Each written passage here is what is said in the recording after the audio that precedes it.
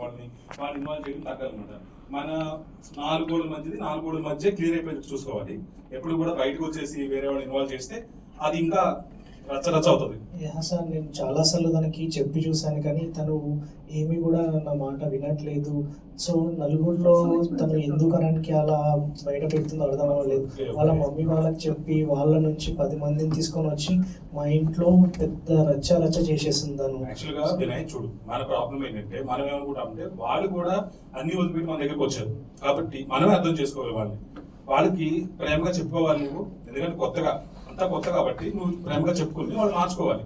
అంటే సిచ్యువేషన్స్ అంటే వాళ్ళు ఇన్వాల్వ్ అవడం వల్ల ప్రాబ్లం ఎంత పెద్దగా పెరిగిపోతుంది, అర్థమైందా? కాబట్టి నా సజెషన్ ఏంటంటే టేక్ 2 days లీవ్, ఆ అమ్మాయిని తీసుకుని బయటికి ఏదైనా లాంగ్ డ్రైవ్కి వెళ్ళిపో. ముందు ఫస్ట్ మీ అత్త మామలందరూ ఇంటికి పంపించేసి వాళ్ళు ప్రాబ్లం సాల్వ్ అయిపోయిందని చెప్పేసి ముందు ఇంటికి పంపించేసేవాడిని.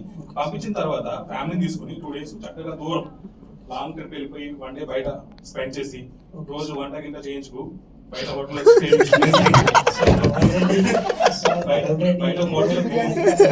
మ్యారేజ్ తర్వాత నుంచి నేను దాదాపు 2 సార్లు ఏమో వంట చేసింది సార్. ఆర్డర్ పెట్టు ఆఫీస్ లో ఉన్నా కానీ ఆర్డర్ పెట్టే. సో నేను వచ్చేటప్పుడు కూడా నా క్రెడిట్ కార్డ్ అక్కడే వదిలేసి వచ్చాను సార్. అలా జరుగుతుంది నా సిచ్యువేషన్. మ్యారేజ్ తర్వాత ఎంతో బాగుంటుందని చాలా విన్నాను నేను. ఒక లైఫ్ టైం గోల్ కానీ ఇక్కడికి వచ్చాక ఏంటో నా పరిస్థితి నాకు అర్థం అవ్వలేదు సార్. అసలు ఈ మ్యారేజ్ ఎందుకు అన్న ఆలోచన వస్తుంది.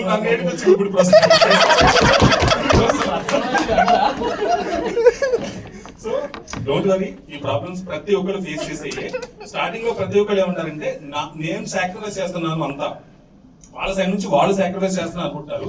బట్ ఏంటంటే జెంట్స్ భర్త అంటే భరించేవాడు, ఓకేనా? కాబట్టి మనమే ఒక అడుగు తగ్గి వాళ్ళని ప్రేమగా చూసుకోవాలి. సో ఏం కాదు, ప్రాబ్లమ్స్ అన్ని సాల్వ్ అయిపోతాయి. Starting 1 year very typical for new couple, కాబట్టి మెల్లమెల్లగా ప్రాబ్లమ్స్ సాల్వ్ అయిపోతాయి. రియల్ లవ్ అనేది ఆఫ్టర్ 1 year స్టార్ట్ అవుతుంది. సార్ మీరు అంటున్నారు అదే, నాకు రీసెంట్ గా మ్యారేజ్ అయింది. నాకు అసలు బిర్యానీ అంటే నాకు తినేవాడిని కాదు. ఈ 4 నెలలు అవుతుంది సార్ మ్యారేజ్ అయ్యి.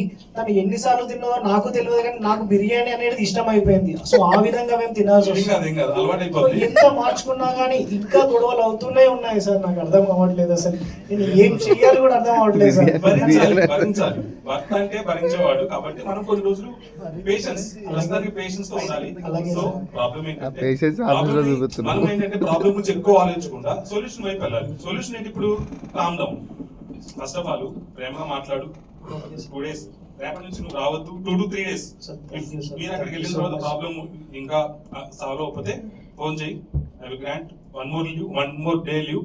So be happy. Solve problems మొత్తం సాల్వ్ చేసుకుని హ్యాపీగా ఫుల్ యాక్టివ్ తో నువ్వు వచ్చి వర్క్ చేసుకోవాలి, ఓకేనా? ఇలా డల్ తో 50% ఉండొచ్చు, ఓకేనా? Sir thank you sir. Be happy, don't worry. Thank you sir. And నాకు ఈ 2 days లీవ్ ఇచ్చారు అండ్ ఇంత మంచిగా నాకు మోటివేట్ చేశారు. చాలా బాగుంది సార్. సార్ అదే విధంగాను మీ credit card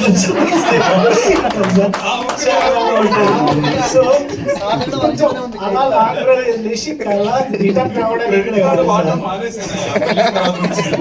no problem sir. Cash ఇచ్చినా పర్వాలేదు సార్.